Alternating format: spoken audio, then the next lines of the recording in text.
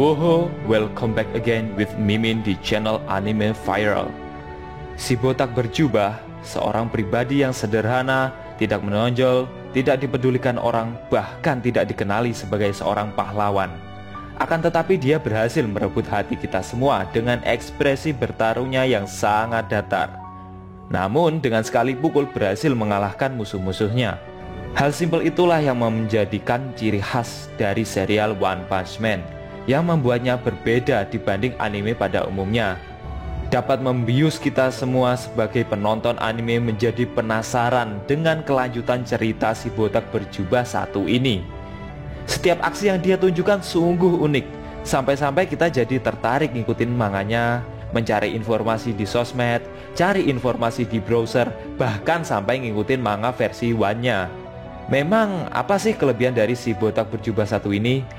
Atau apa sih kelebihan dari serial One Punch Man?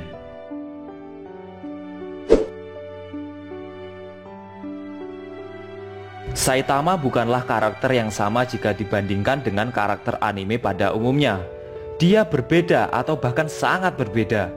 Bisa disebut kebalikan main karakter pada umumnya. Kalau pada umumnya karakter utama ditunjukkan dalam bentuk atau penampilan yang keren, cool, karismatik, minimal bercirikan from zero to hero lah. Saitama sangat berbeda. Dia malah ditunjukkan sebagai karakter yang tidak menonjol, berkostum kuning, norak pula, kepala botak plontos, ekspresi datar, tidak terkenal, tidak dipedulikan orang, bahkan tidak dikenali sebagai seorang pahlawan. Akan tetapi dia memiliki kekuatan yang sudah overpower.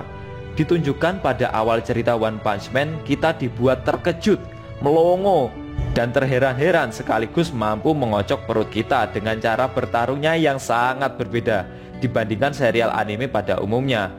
One hit KO atau dalam bahasa Jawanya sakjotosan ambruk.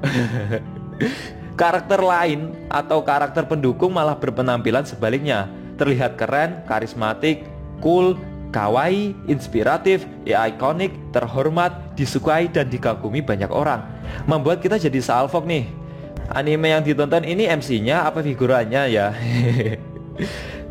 Kalau kebanyakan cerita anime si karakter utama bertemu musuh yang semakin lama semakin kuat, sehingga meningkatkan kekuatan dan kemampuan bertempur karakter utama tersebut pula.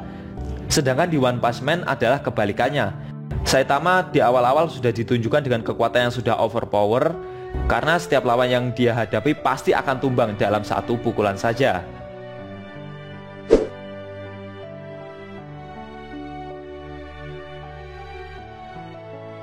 Banyak pertempuran dari anime bergenre action, khususnya jika si karakter utama ikut bertarung. Pasti ada sesuatu yang bikin kita berdebar-debar karena bakal terjadi pertempuran yang super seru lah.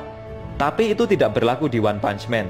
Kalau kita lihat pertempuran antara si botak berjubah gak ada seru-serunya, pasti bakal segera berakhir karena sekali pukul langsung selesai. Sakjotosan ambruk, bayang no. Gak jadi seru tapi malah jadi konyol dan bikin kita malah senyum ketawa sendirian. Bener gak? Apalagi kita lihat ekspresi Saitama yang sangat datar dan tidak berubah dari setiap pertempuran yang dia hadapi. Bukannya senang bisa ngalahin si monster tapi malah kecewa karena ya itu tadi one hit KO, sakjotosan ambruk. Berbeda dengan pertempuran dari karakter lain atau karakter pendukung, scene yang diperlihatkan malah seru. Tercipta usaha keras menggunakan senjata ini itu, menggunakan jurus ini itu, menggunakan teknik ini itu, bahkan bisa dibilang sampai ngos-ngosan untuk mengalahkan monster yang dihadapi.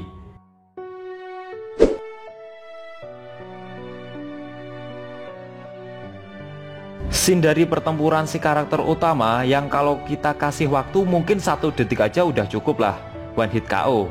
Hal tersebut membuat alur cerita pertempuran jadi cepat terselesaikan. Satu episode anime aja bisa lebih dari 2, 3, atau 4 karakter tangguh yang dihadapi. Bahkan bisa lebih, langsung dikalahkan begitu saja. Efek tersebut membuat banyak monster-monster yang sering bermunculan, baik yang sendirian, berkelompok, bahkan sampai membuat sebuah asosiasi monster. Walaupun jika ketemu si botak tetap aja sekuat apapun lawannya pasti sekali pukul langsung KO. Dan Saitama juga memiliki ciri khas pahlawan yang selalu datang terlambat dalam setiap pertempuran. Ini disengaja atau enggak? Memang juga agak bingung, tapi emang gitu ya si botak itu ciri khasnya. Ketika pahlawan super lainnya di serial One Punch Man telah dikalahkan, yang berarti tidak ada seorang pun yang menyaksikan dan memuji dia setelah dia mengalahkan para penjahat. Sangat disayangkan, bener gak? Hal tersebut memunculkan sisi sedih dari cerita One Punch Man, yaitu kemampuan dari Saitama yang sampai sekarang masih dipandang sebelah mata, tidak diakui masyarakat, dan hanya segelintir karakter yang tahu akan kekuatannya yang overpower tersebut. Membuat kita jadi agak kasihan melihat nasib si botak yang udah berusaha berlatih menembus limiternya dan mengalahkan monster demi kedamaian dunia, tapi malah gitu responnya. Efek dari kekuatan Saitama yang overpower tersebut membuat kita bertanya-tanya, siapa sih karakter atau monster yang bisa mengimbangi si botak berjubah satu ini? Jadi seakan-akan kita nonton itu lebih ke mencari siapa nih karakter yang sangar yang bisa ngimbangin kekuatan si botak berkepala pelontos satu ini. Pasti bakal terjadi pertempuran yang seru kalau ada. Dan itu memang benar, jadi benar kejadian.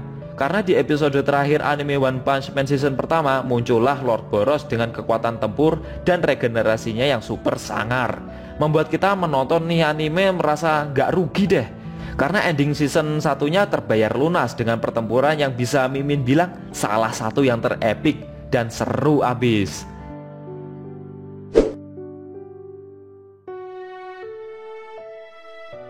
Banyak anime yang bergenre action komedi dan memiliki ciri khasnya sendiri-sendiri, termasuk serial One Punch Man.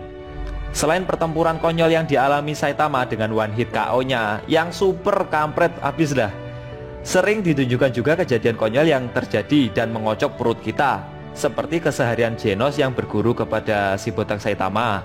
Pertemuan Saitama dengan Sonic beradu kecepatan yang salah satu scene-nya memperlihatkan kepalan tangan Saitama tidak sengaja mengenai titiknya Sonic. Berikutnya ada beberapa pertemuan Saitama dengan Garo dibumbui salah paham yang super kocak di season 2. Genos dan Saitama yang mendaftarkan diri menjadi hero, dan hasilnya sungguh konyol pokok. Genos yang masuk ke kelas S sedangkan Saitama yang malah masuk ke kelas C. Guru kok malah di bawah, malah muridnya yang berada di atas. Kan absurd abis lah. Ada juga Sonic yang memakan sel monster, bukannya berubah menjadi monster tapi malah sakit perut. Ya iyalah, karena sel monsternya yang dimakan malah dimasak duluan. Berikutnya Saitama yang gak mudeng akan penjelasan ilmu bela diri dari Shiryu dan mengalahkannya dengan satu senggolan pantatnya. Dan masih banyak lagi yang lainnya.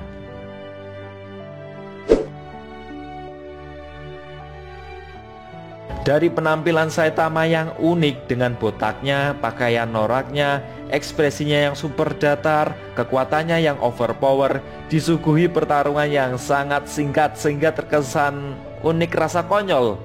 Didukung oleh banyaknya karakter figuran yang super keren.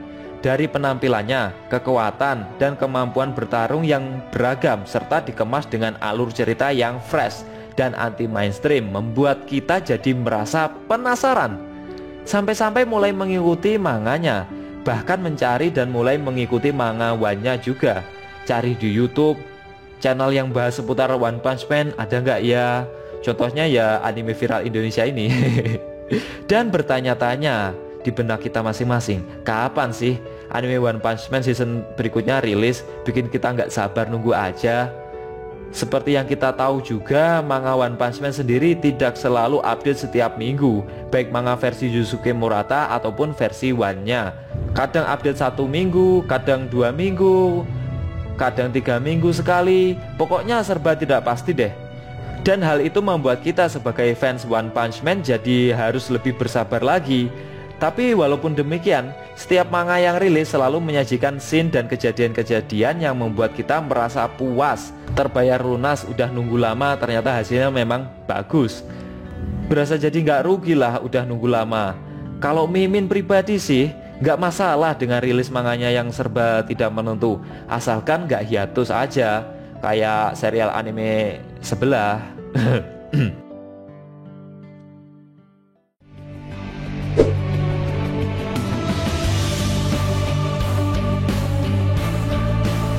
Oke guys, itu tadi beberapa alasan kenapa kita jadi suka sama serial One Punch Man. Bagaimana menurut kamu? Apa ada alasan lain? Jangan lupa tinggalkan komentar kalian di bawah ya. Kalau suka sama video ini jangan lupa tekan like dan meluangkan waktu juga untuk subscribe dan tekan lonceng, karena subscribe itu gratis ya. Biar kita juga semakin semangat bikin konten berikutnya. Kalau pengen share ke teman-teman kalian juga boleh banget, biar channel ini juga berkembang dan makin dikenal banyak orang. Jika ada kata-kata dari Mimin yang kurang pas, Mimin mohon maaf. Sumimasen, and see you next time. Thanks for watching with Anime Viral.